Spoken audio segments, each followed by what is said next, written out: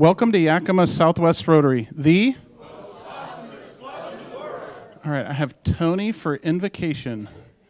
I have Bob for invocation. Bob, do you want to come do invocation? Tony's here, but I don't think he knew it. Here, you're closer, Bob. Come on up, Bob. Let us pray. Heavenly Father, we're so grateful for the day, for the year, and for life. Please help us to be kind, gentle, peaceful people, and help everyone who needs help. Amen. I pledge allegiance to the flag of the United States of America and to the republic for which it stands, one nation. Jill, don't worry. You're safe. It's a safe space. All right. Thank you, Brian and Kim, for being our greeter. I get to do the introductions today. So, visiting from downtown, we have Chuck Stillwagon. Yeah. Chuck, welcome.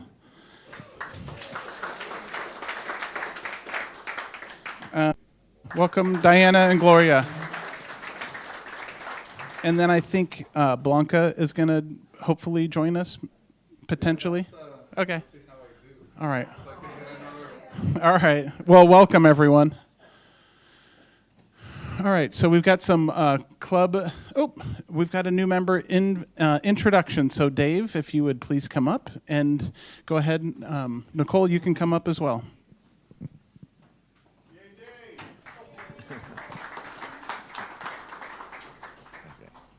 You can stand next to me.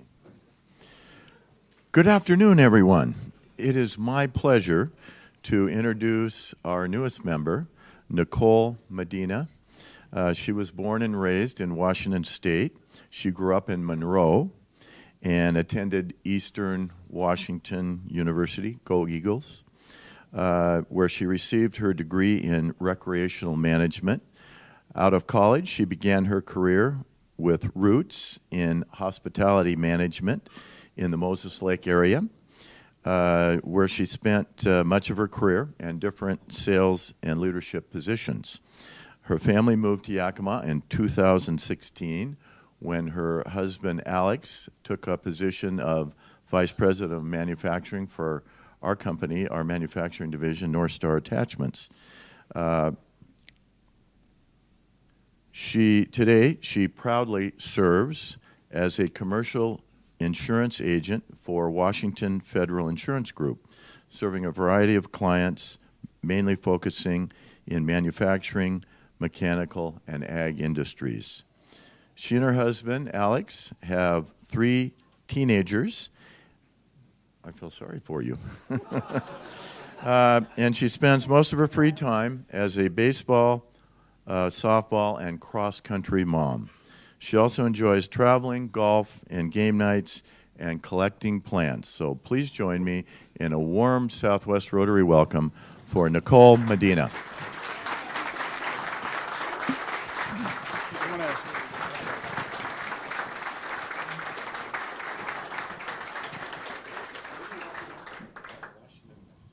Washington Federal. Nicole, I have a few things for you. So here is your badge, and then at the end of each meeting, you can put it in the back. We'll get a number assigned to you if it's not assigned yet. This is an intro packet to Rotary International and Southwest Rotary. And then I didn't check the book. So let me just check the book here. Yep, okay, the book's right. Southwest is in the front. So welcome to Yakima Southwest Rotary. Yep. All right. And we have another new member to introduce to our club. Tressa, if you'd like to come up and introduce Emily.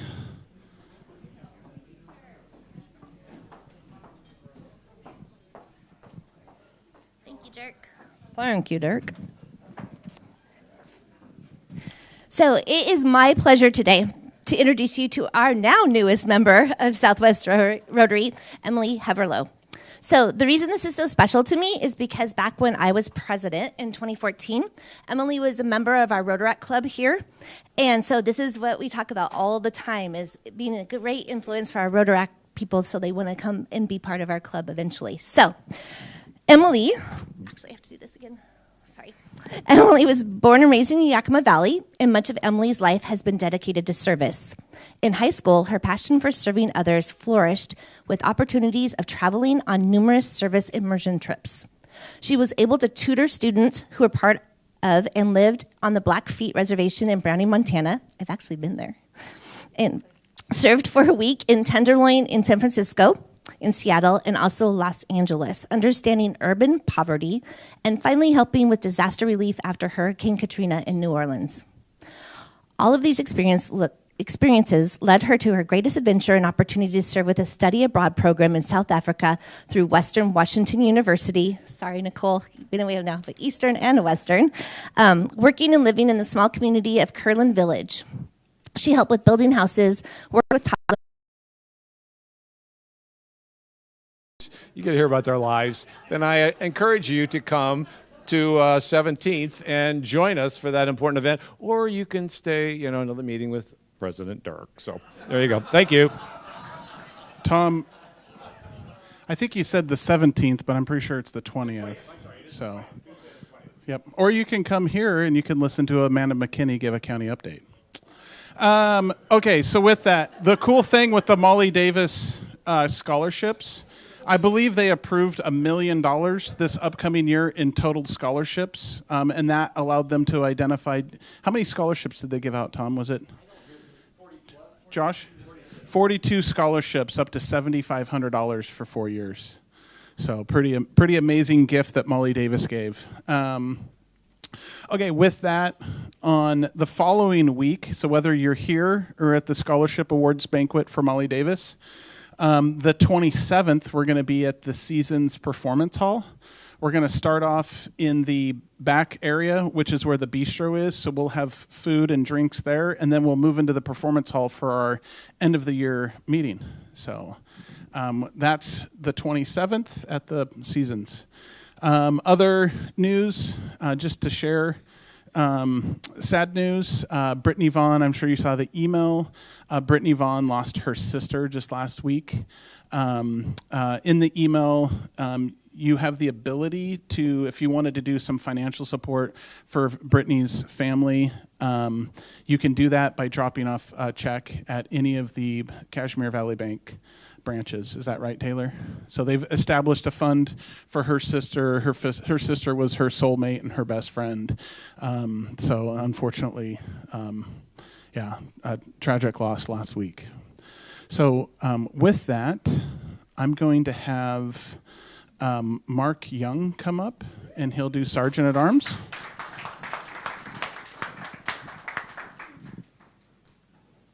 Thank you. I'll just control it for you. Okay. So we got a drawing. $350.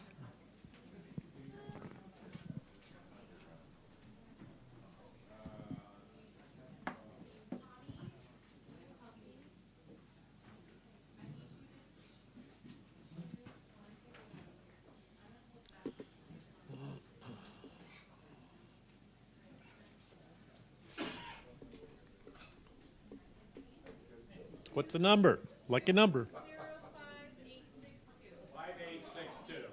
5862. 5862. All right. You haven't won yet.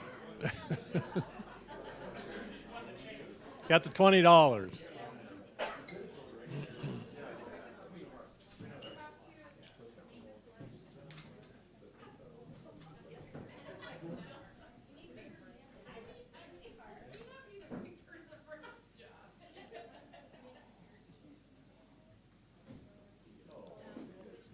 Nope, got 20.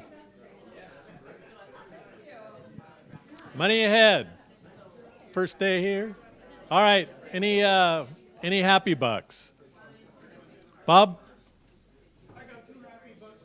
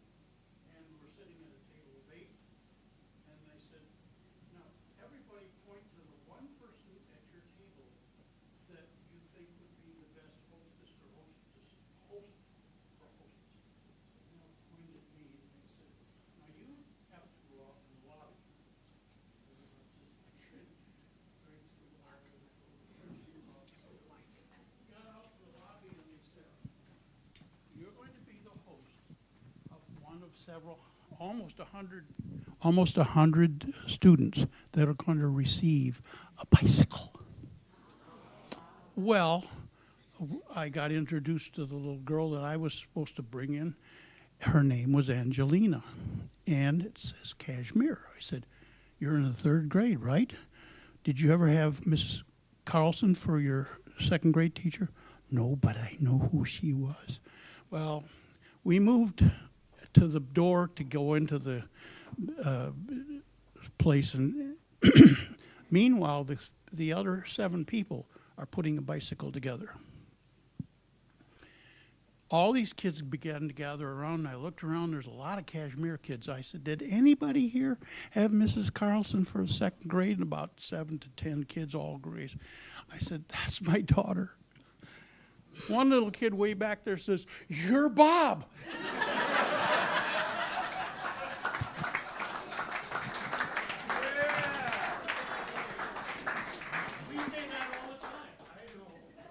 That's a $10 happy buck. Yep. Yep. I'm so proud of my daughter for joining Rotary. Rotary's been one of the greatest gifts I've had in my life, and so here's a happy buck for Emily joining a great club. Yes, welcome.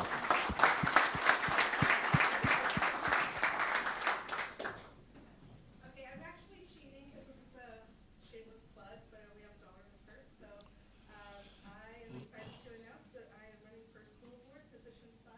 So yeah, so it's a shameless plug, but Congratulations. Any other happy bucks? Ann? Well, of course, I've got $5 for my 5 grandsons in Arizona.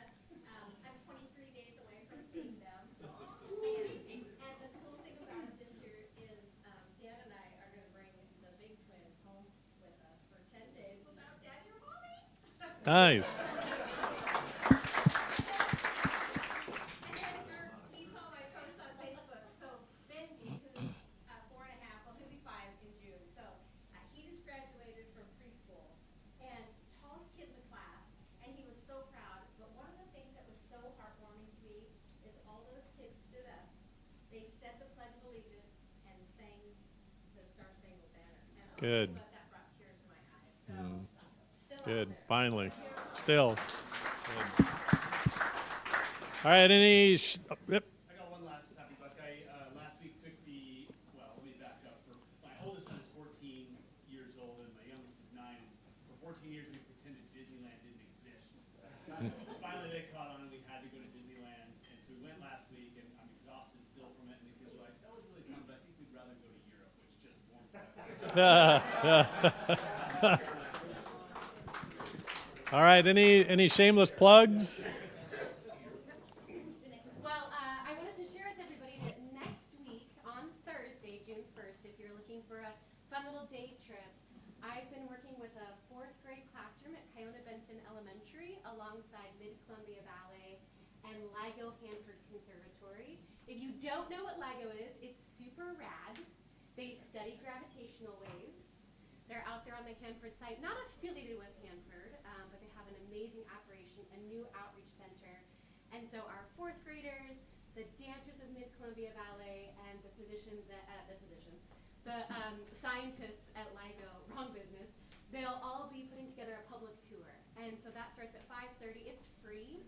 So if you just want a fun little day trip, I'm happy to send you the link to sign up. Make sure if you want to go, you just sign up because they get full and busy. It's a really fun time to see the kids share their artwork on science and gravitational waves and just have a unique experience. Cool. Press up. Two. The first one, who in here plays cribbage? Raise your hand. All right, so, Okay. as you all know, I am co-chairing the capital campaign to raise $15 million for Children's Village and the family birthplace. We have now officially raised over $11 million. But I'm hosting and throwing a cribbage party at the country club. It's $50 to enter. It's on June 8th, and all proceeds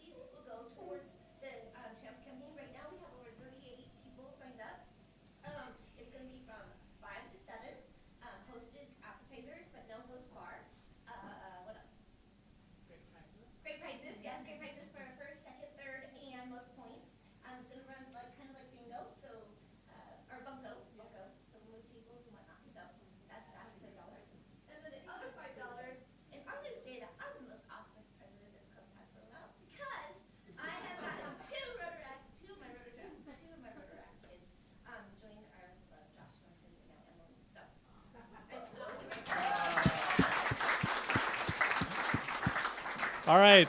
I don't think anybody could beat that shameless plug, but oh yeah, okay, go ahead. I will. Okay. So this is a hybrid. My daughter plays lacrosse for university, Utah University. They unfortunately lost to New Hampshire in the finals on the last 5 seconds of the tournament. So she came out second. So that's, I told her that she was the #1 loser, so it wasn't as bad. So anyway, so that's my kind of hybrid. And then I brought 3 dear friends of mine. If you want to become beautiful, on the outside, hopefully on the inside you are. But I have 3 beautiful people that you could come and do your hair, your salon, anything that has to do with that. And I decided to, out of my pocket, to pay for any service. So come see me, and they have some certificates for you guys. So anyway, this is Blanca, and if you don't mind, so that's my show. Do you mind if you just say who you are? My name is Blanca, and I'm the owner of the PC Hair and Skin Clinic, also that in Bougie Mills. So you guys are more than welcome to come in. Yes, oh, there you go. So yeah, so you can, we were in the process of building the site or remodeling. Took us 7 months, but we finally did it. So I'm very excited, and hopefully you guys get time to go in and at least stop by and see it. Just a little different than what you see out there. Yeah, Oh, we're yeah, right on good 1109 West Spruce Street. Yeah, so right in front of the Yakima Imaging Center. And I also have co-workers here, which is Gloria Moreno. She is a esthetician. And we also have Diana Velasquez, as I always say it's Vasquez, but it's Velasquez, and she's also an esthetician. She can take care of all your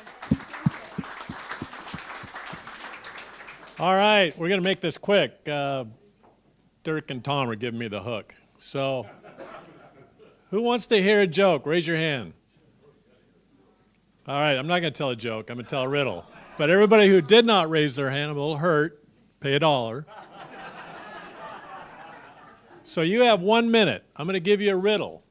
If somebody can name the riddle, they don't have to pay. But if you don't name the riddle, you pay $2. The person to their right won't have to pay. So whoever gets it and the person to the right won't have to pay. You have 60 seconds to come up with the answer to this riddle. Whoever the first person is will raise their hand.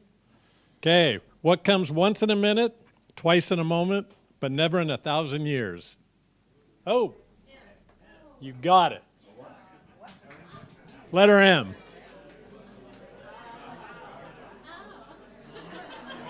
There we go. You've heard it before. All right, that's it. Thank you. Thanks, Mark. So clever.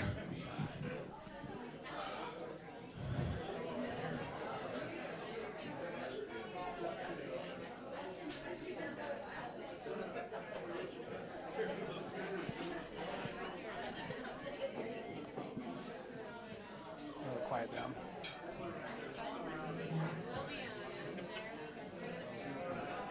So you can just advance to your slide when you're ready.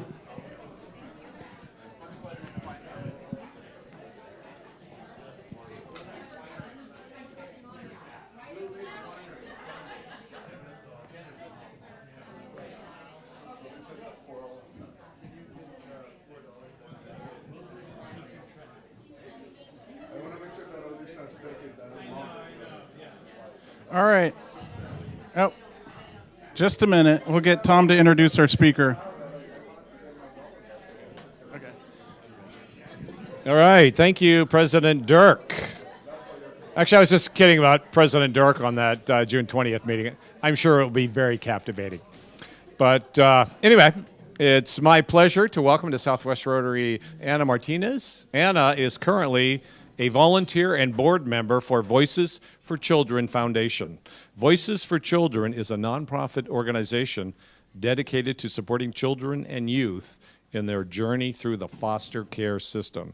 She's one of the founding members 20 years ago, and together with fellow board members continues to provide strategic leadership. Anna's day job is working for the Department of Children, Youth, and Families, often referred to as CPS. as a quality practice specialist, and she spent 10 years working at the Yakima Valley Juvenile Court. She's originally from Seattle, but has made Yakima her home for the last 30 years. Most of the last 30 years was spent living on the family ranch, and she is a proud parent of a UW Husky graduate. Go Dogs! Would you please give a warm Southwest Rotary welcome to Anna Martinez.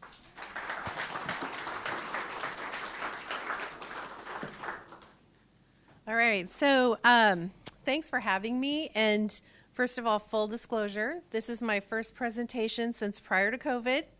And I'm a volunteer, as was pointed out, so I can't be fired, right? So keep that in mind. And I hope you're able to learn something today about the kids that we serve. Also, can I get a quick show of hands? Anybody who's already heard a full presentation or was real familiar, I see back there, with Voices for Children Foundation? Anybody already heard about us? Okay, cool. So it looks like only 2 of you in the room are familiar with us. So it's good to know my audience. I was afraid I was going to bore a whole lot of people. Okay, so I want to start by talking about who the kids are that we serve. So Voices for Children Foundation is very specific about the population of kids that we serve. We have, and this is kind of an old slide, a bit of an old presentation. It says we have 600 children in what we call the dependency care system at any given moment. I would amend that to say it's probably closer to 700. And when I talk about a dependency care system, what I'm talking about is kids who have an open Child Protective Services case in our county. And we are very specific to serving all of Yakima County. So these are kids whose families are broken. Their parents are not able to provide support for whatever reason. So that could be a number of factors. But the state has decided that it is unsafe for these kids to be in their homes. I will say that we do also, though, serve kids who have been returned to their parents, who have worked really hard to mitigate the safety threats in their home. So these kids are touched by all sorts of issues: neglect, physical abuse, parents' mental health, substance abuse issues. These are kids who have experienced a lot of what we call adverse childhood experiences.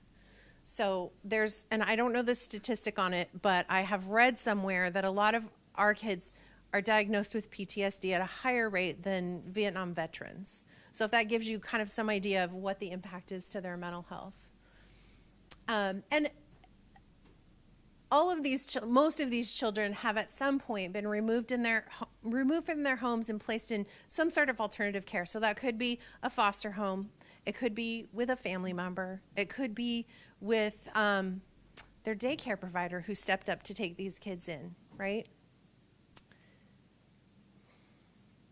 But the bottom line is these are kids who have experienced all of this trauma, had their lives turned upside down, and for no fault of their own, right? They were just born into that circumstance.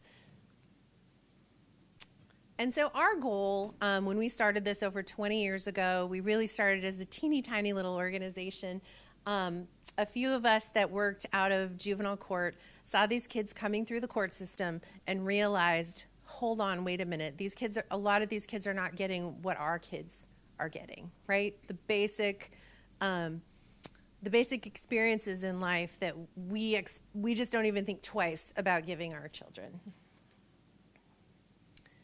So we are a tiny little 501c3 grassroots organization. I wear multiple hats. Like I said, I'm one of the founders, and I also sort clothes.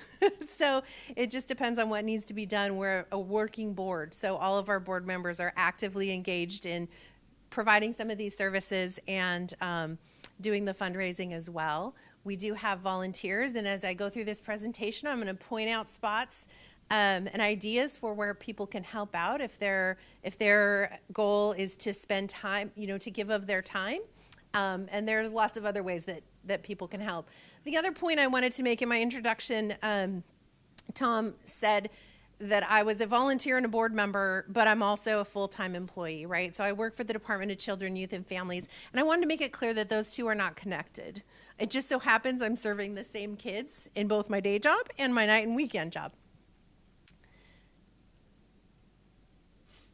So what our goal when we started this was really to bring the community together to help these kids.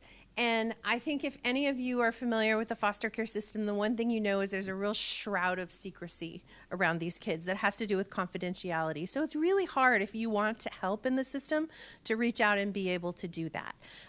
In our position, those of us who started this, we had the unique position of already being involved in the system. So we were able to develop those relationships and collaborate with the Department of Children, Youth, and Families, and at the time, the juvenile court system. And we wanted to make sure that our community was supporting these kids, right? These are the kids that are growing up next to your kids. These are the kids that are our future. And when we look at kids who have adverse childhood experiences, whether that be foster youth or kids in our community, the one thing we do know is that the numbers that tell us that these are the kids who suffer from all sorts of physical ailments later in life, mental health issues, etc. So doing what we can to protect them now makes a big difference for our future. So how do we do that? Volunteers and donations from our community, like I said, grassroots effort here. So the donations support multiple projects within our organization. And the volunteer hours are super important to us because we don't have employees. So our overhead is very minimal. We have had one part-time employee for short periods of time, but that's it. So the rest of the work is being done by people like yourself. So we have multiple programs I'm going to talk about. We support CASA advocacy. We have a buddy bag project, a wishes and needs, a kids closet, and an identity. And we've actually added a couple since we created this presentation. So really our background when we started out was working with the CASA program. And I don't know if any of you have heard of the CASA program. It's a court-appointed advocacy program. It's not just here in Yakima, it's nationwide. But our court here at Juvenile Court recruits volunteers, and it's a very underfunded program. So for many years, Voices for Children helped pay for some of the training for these volunteers who make a huge commitment to advocate on behalf of a child in the court system. So this is not part of Voices for Children's program. It's one we support. However, I am a one-stop shop. So if anything you want to do, any way you want to help out, just reach out to me because I can certainly connect you if you would like to be a CASA volunteer. It's where I started over 25 years ago and was one of the most rewarding experiences of my life, including a lot of adult learning that goes on while you're doing that. The Buddy Bag Project was our first actual hands-on project. So we saw kids coming through the court system with their little trash bags in hand, with the few items that they had, the clothes on their back, and really nothing of their own. And if you can imagine, if you walked outside today and somebody met you at the door and said, "You're not going home to your spouse, we're giving you a new one. You're never going back to your house, we're giving you a different house. And you're not getting any of your stuff." How would you feel? And a lot of us in this room, I would guess, like myself, take our own pillow when we go to a hotel, right? We have what's comfortable and what's ours. And so the Buddy Bag Project was really designed, it's super simple. It's duffel bags filled with overnight items, emergent needs. So socks, underwear, toiletries, things that can be considered their own. So these are in a duffel or a backpack. These are things you may not want to ask a stranger for. Do you need your own shampoo, your own hygiene products? You just want a clean t-shirt when you get up in the morning. These are the kinds of things in our buddy bags. These buddy bags, it varies, but we do about 200 to 300 of these bags are created per year. Great project for groups to get involved in, civic organizations, churches, little Girl Scout troops have done some of these. It's fantastic at Christmas time to take your grandchild or your son or daughter out and say, "Hey, let's create a bag for a kid your age. What do you think they would need?" And then those are donated to us, or people do drives and and give those supplies to Voices in order for us to create those bags. Then we moved on, and we started seeing that our kids in foster care were not always participating in sports.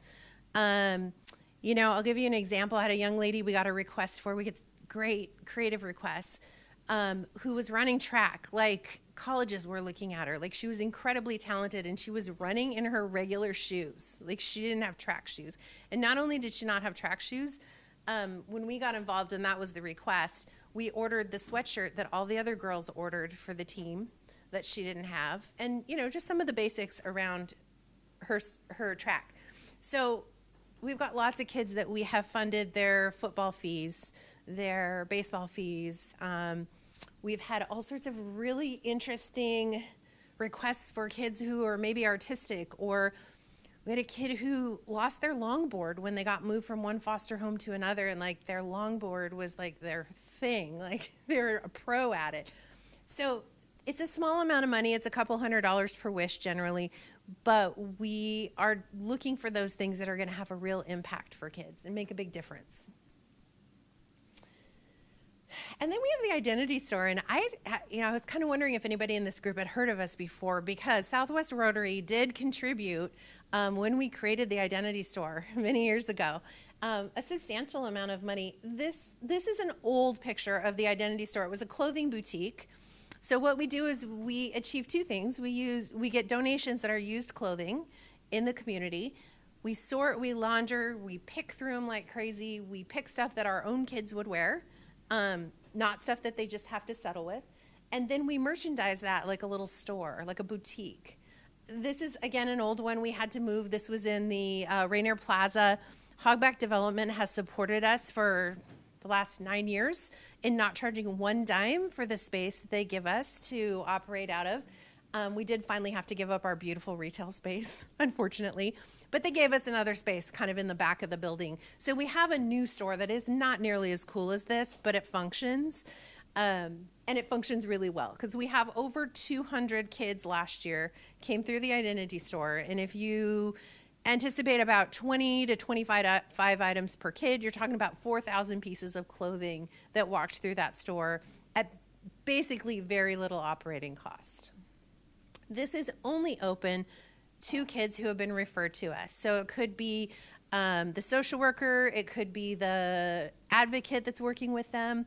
We've had a few teachers that knew that kids were in foster care, so they qualified for our program and have made that referral.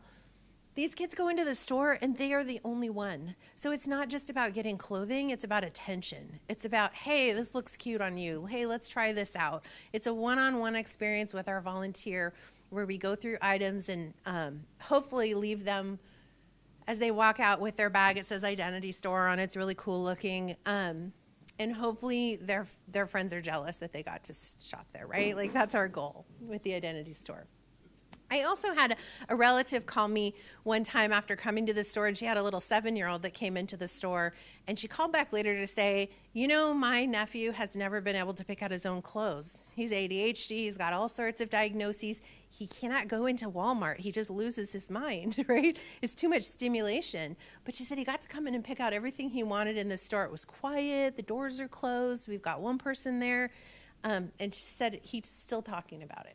So, something we hadn't really thought of.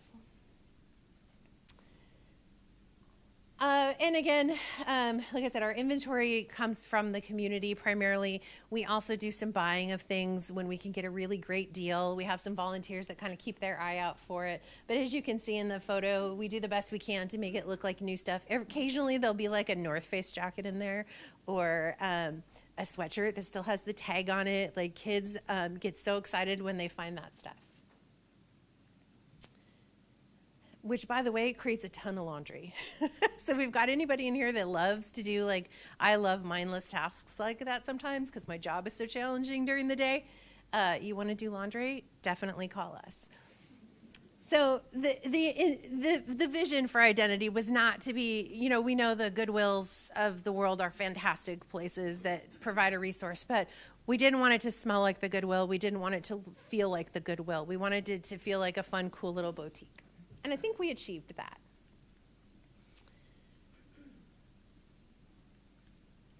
So, how you can help? Volunteer. So you can volunteer your time in any of our programs. We've got quite a few that we need a lot of volunteer hours. So if you were to see, I wish I'd had time to put the pictures in here, but in addition to our store, we also have this room that's larger than this room with 3 racks high, full of clothing. It takes tons of hours to sort all the seasons of clothing that you have to go through and the laundry that you have to do and the organization. You can also assemble buddy bags and choose to, again, as I pointed out earlier, if you have a group that wants to do that. You can volunteer to be someone who helps fulfill the Wishes program. So maybe you just have time and you love to shop and you're a really great online shopper.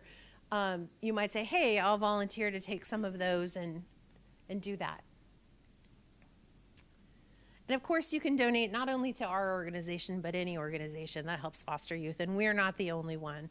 I think we are the only one that does what we do. And we're very cautious about that because Yakima does not have the resources to be duplicating efforts. So the beautiful thing about being a small board, we have 5 people on our board. It's a varied set of experiences.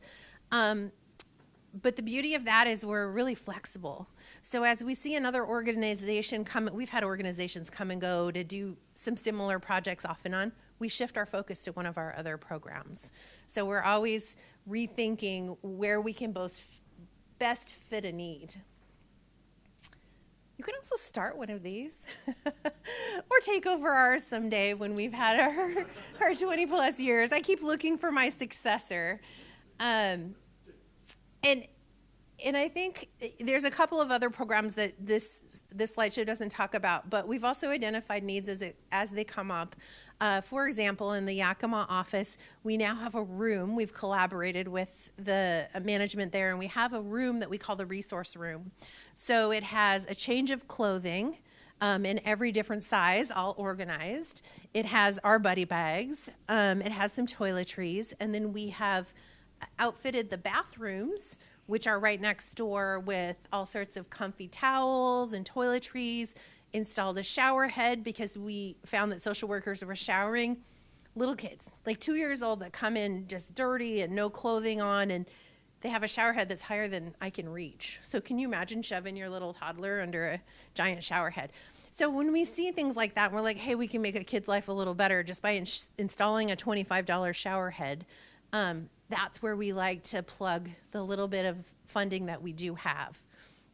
We operate off, like I said, donations from the community. So our funding is, we do receive a little bit of United Way funding, which what that tells you is I have to do an insane amount of work to verify what we're doing, what our outputs are, et cetera. Like I could probably write a check for $2,500 and be coming out better myself, but it gives some credibility, right?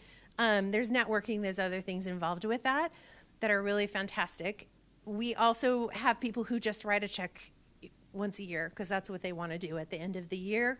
And then we apply to different organizations in Yakima for our funding. We also have a Mother's Day Spring Fair. I don't know if anybody here has heard of that. That's our normal fundraiser. Awesome event that's over at Cascade Gardens. We were not able to have that due to a death in the family this year, unfortunately, for the owners of that venue, but they donate that space. So we usually have, make about $10,000 a year on that event. I think that covers. Any questions about what we do? Yes, sir. Back here. You've been involved in this for 20 years. Do you have any examples of success stories of starting as a young child, coming up and breaking out of the system? I do, actually. So another thing we do is we sponsor a graduation event because a lot of our kids don't graduate from high school, and when they do, we want to party it up, right? Like, and these kids may not have the resources to do that. And so the last few years, we have sponsored that, and we had a young lady who I know of through the foster care system who was at Seattle University, had graduated, gone on to Seattle University, and she came back to our graduation event, and she talked about the impact of some of our programs, actually, which I didn't even know she was a benefactor of, and just how she made it through the system and like what it takes, once you go off to college. So, I personally have worked with kids, so I've seen lots of them make it and be really successful. And we have fantastic foster parents in our valley, so I don't want to discount that a lot of families are able to provide some of the things that these kids need. But there are also a lot of situations where, people aren't able to provide those. For volunteer opportunities, what's the youngest somebody, I have a 14-year-old daughter that has to volunteer, but most 14-year-olds can't go off and volunteer at most places. So what's kind of your age range for volunteers? We have lots of family volunteering. So sometimes people will, that's okay, I'm surprised it's not my phone. I've had to check it 4 times. We have all sorts of things that can be done down at the identity store, and so sometimes we'll have parents and their kids come. They'll bring pretty much any age kid, and sometimes kids are able to accomplish a lot, and sometimes it's kind of more work than they're accomplishing. But I'll tell you what it is doing. It's building a basis for our young kids to come up and follow in our footsteps with service, right, to their community. So we will do anything we can to plug them in one way or the other. If they're young enough, we like their parents to be with them to supervise it, but we'll certainly set up a situation for them to work. And if they're older teens, they could potentially come down and volunteer on their own. Yeah. Any other questions? Yeah. You mentioned CASA. That's how you got started? Yes. Did you work with more than one child, or did you do that over time? I worked with them. I was a volunteer at the time, and I was assigned to probably no more than 2 cases at a time. And those can be very time consuming. That's a big commitment because it could be 6 months. It could be 2 years before your kid makes it to permanency, right? So I don't remember how many kids. And then I ended up working for juvenile court. But I did advocate, for lots of kids. And I can't think of a more rewarding thing to do if that's your skill set and you don't, you're comfortable in court, you're comfortable sharing. It's one of the best opportunities. Sir. Yes. Ooh. Well, National CASA is an organization, the umbrella organization, and all of the local courts. So it depends from state to state. In our state, it's mandated that you must have a CASA program, but it's not really well funded. Ours is a county program, so it's sponsored by juvenile court. Juvenile court here in Yakima no longer belongs to National CASA. So it's like being a franchise, kind of, for lack of a better, it's a member organization. They're now under a different umbrella. Same idea, I've just never changed my slides. They have a little different name. But what they do at National CASA, the goal with that is to standardize practice, right? To standardize how advocacy is done and how people are trained to do it. So I don't know how the national organization gets their funding. Yes.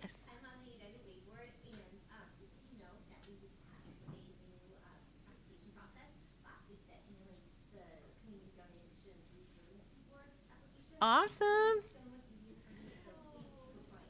Yes, and I'm not discounting it. I mean, there are so many reasons to stay in. It was so cumbersome for so many. Yeah, we just got done with it. Yeah, that's why it's fresh on my mind. I just finished it, and myself and another person spend like 20 hours doing it. I'm like, okay, let me do the math. How much do I get paid an hour? Wait a minute, maybe I should just write my own check. But there's a whole lot of other benefits of belonging, and one of them is making sure that we're not duplicating resources because we're all interconnected, and so there's lots of other benefits. But thank you, that's fantastic news. I get part of my life back. Yeah.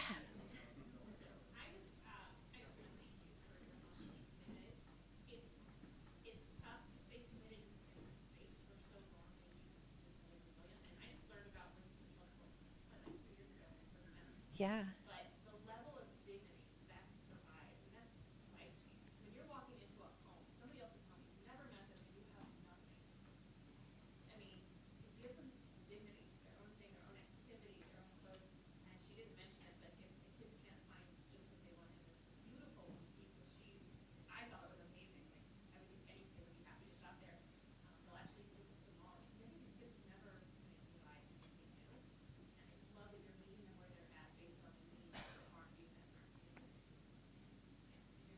Thank you, and thank you for mentioning our shopping trip, because I did leave that out, and I think that is one of the most fascinating programs we have, because we have a kids closet where we actually take kids to the mall. They're older kids, like teenagers, and I thought, wow, this is going to be really fun. I'll be the first one to volunteer to do it, and so I took a teenager thinking $250 is their budget, right? Like, we'll be out of here in about 30 minutes, right? If this was my kid, he'd be done in 30 minutes. It took me 4 hours. That child took me to every store in the mall, and we'd put stuff on hold, and then we'd find it cheaper somewhere else, and then we'd come back. 4 hours, and I thought, this is crazy. Maybe this is just an anomaly, right? I signed up for another one. I get the same thing. It took a good 3 hours to spend $250, and it finally dawned on me, like, when you haven't been allowed to make choices for the majority of your life, and then somebody says, free check, make choices, they're just handicapped. They just don't know what to do. And it was such a rewarding experience, though, to go along and help them in that process. So it really wasn't about the $250 worth of clothes, because we all know that goes to one pair of jeans and, usually one pair of jeans and maybe shoes. But these kids were bargain shoppers, and it was just the time spent and the energy spent on doing that was just really a big deal for them. So, yeah, thanks for mentioning that. Well, thank you for your time. I really appreciate it.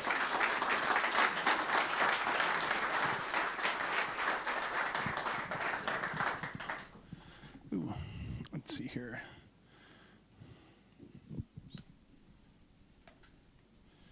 All right, just 1 second. And I have a little water bottle for you as a token as being a speaker here today. So thank you so much for all that you do. You're a gift in our community, and amazing work that you're doing. So thank you. I want to thank Brian and Kim for being our greeters, Tony/Bob for doing our invocation, Mark for your sergeant at arms, and again as our speaker. So with that, our meeting is adjourned.